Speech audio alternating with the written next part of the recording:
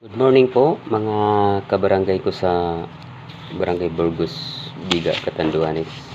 Nakapagpasa na po tayo ng resolusyon. Mahinong ko doon sa nagpasa tayo ng resolusyon doon sa office ng Sangguniang Bayan about sa right of way ng ating mga constituente sa Purok 1 at saka 2.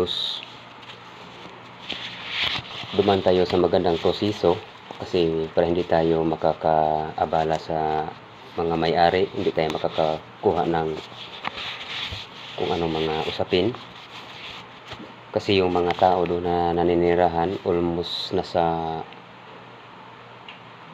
halos 40 household na sila. Ang daanan nila yung maliit lang, yung single lang makakadaan ng motor. Ang concern, baka darating ang panahon na may emergency, hindi madadala doon kaagad, hindi makukuha yung mga pasyente kasi walang makapasok na sasakyan na 4 wheels. Kaya naghanap tayo ng paraan na makagawa ng resolusyon, at saka nagpasalamat ako sa mga kasamahan ko sa barangay kasi suportado nila yung agenda, suportada nila yung resolusyon. Kaya ang ginawa, nagpapirma ako sa Purok 1 at saka 2. Meron silang mga signature yung mga tao doon, nagpapirma yung mga tao doon. Bawat yung nagpirma dito yung edad 18 pataas. Ito.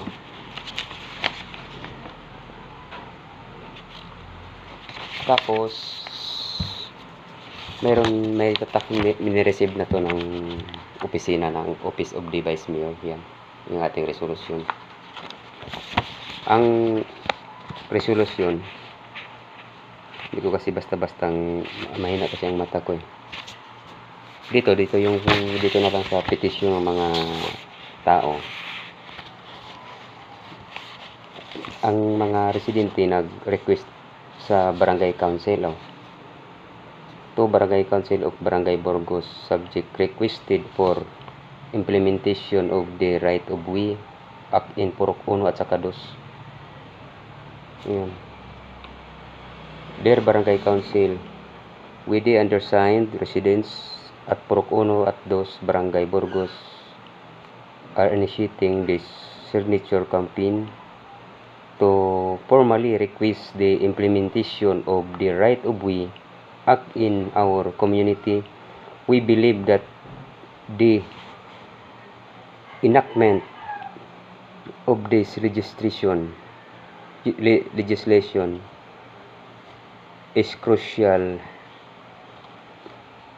for the improvement and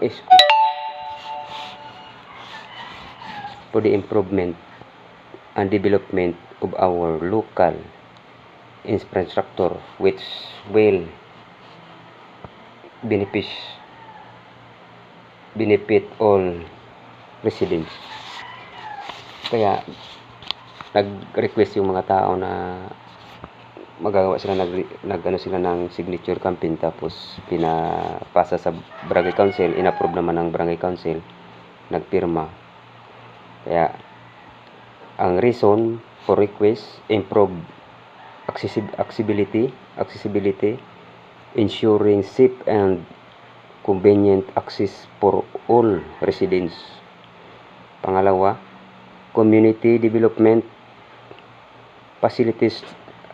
facilitating the progress of infrastructure projects. Tapos pangatlo, safety and security enhancement, the overall safety and security of our neighborhoods.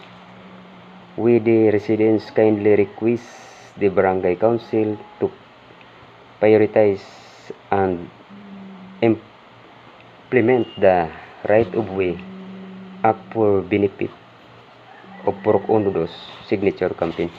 Kaya ang ginawa na mo, kasi medyo kaming mga hirap kami sa sistema, lumapit kami sa Sangguniang Bayan.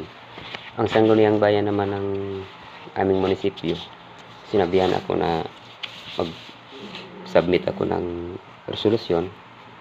Kaya gumawa kami ng resolusyon ng mga kasamahan ko sa barangay. Ito na po yung aming naipasa. Kaya binasa ko to, pinakita ko sa inyo mga kabarangay ko na may mga request na magkaroon ng right of way yung area na yon sa Purok 1 at saka 2 para magkaroon din ng magandang daan bagay. At least fair tayo lahat, maski malayo ka, basta makapasok yung top down, tricycle, ayos baga, mapagiling kang palay or emergency o kung nag-ani ka ng palay, mahatid na sa bahay mo, hindi na ilagay mo pa doon sa kalsada, magbayad ka pa ng helper, labor, doble bagang bayad. Pero kung automatic ihatod sa bahay mo, sa portahan na mismo, madali lang iangat, ilagay sa bahay. Kaya yan ang parang naisip ko na sana mangyari. At saka kinonsulta namin yung lahat ng mga presidente doon. Pagkatapos konsulta, na kaagad ng request na yung implementing na sila ng signature campaign. Kaya ito na may mga signature yung gabos na mga lahat ng mga residente. Ito, ang gagawin namin dito, titimbre na lang kami doon sa Office of the Sangguniang Bayan sa Vice Mayor kung ano na ang nangyari. Total, nandun na yung aming request paper. May inaasahan na tayo na pwede nating kilitiin. Pag kiniliti natin doon, ibig sabihin, kung kikiligin ba sila o hindi, ang importante, meron na tayong bala na dinala doon. At least meron na tayong, kung sa meron na tayong pautang, pwede natin singilin. Pero kung verbal lang ang pagpunta doon, nag-uusap lang na, ma'am, sir, vice, or kagawad, tulungan nyo kami sa problema namin. Ang iba okay, ang iba hindi. Pagdating ng oras, nakalimutan. Pero itong resolusyon, siguradong may solusyon.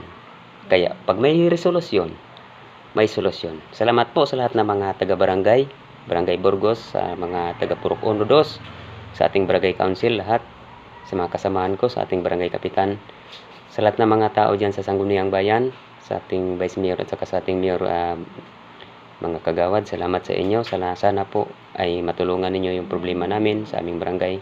Kasi kung hindi tayo magtutulungan, kung wala kayo, mahirap gawin. Kaya umaasa po kami sa inyo. Mabuhay po tayong lahat. Please subscribe and like sa kay Nonoy Bisacol Vlog. Salamat sa mga supporter, sa mga subscribers kong bago sa aking vlog. Nonoy Bisacol Vlog, salamat po. Mabuhay tayong lahat.